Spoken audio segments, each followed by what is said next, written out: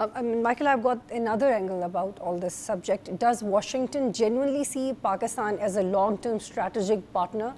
And this would be bilateral, or is this still more of a short-term transactional relationship shaped by the current geopolitical moment? Because in the past, we have seen that US had international interests in Afghanistan, but after US pullout, there's hardly any statement on Afghanistan we hear from US. Well, I mean, for the Trump administration, every relationship is transactional, and long-term considerations do not come into play. So I think that's the first thing to keep in mind. I do think that the way that Trump's Washington looks at the relationship with Pakistan is is through a transactional lens, and that entails looking at opportunities for now for U.S. interests for the U.S. and that includes commercial cooperation. Of course, there's been plenty of discussion about the issue of crypto.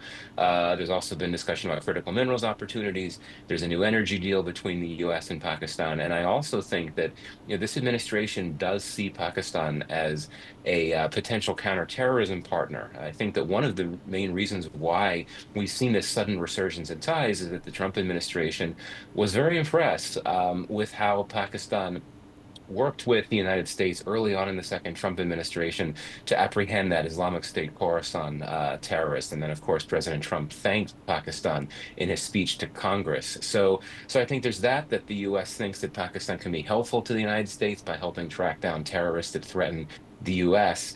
But I think that in terms of the strategic angle, I do think that the U.S. recognizes that Pakistan has strategic utility in the context of the current conflicts and crises in the Middle East. I think that is where the U.S. thinks Pakistan can be very significant. And of course, this new mutual defense pact between Pakistan and Saudi Arabia will only strengthen that view in Washington. But again, I emphasize that this administration does not really look at the long term. It looks at the here and now, and everything is transactional at the end of the day.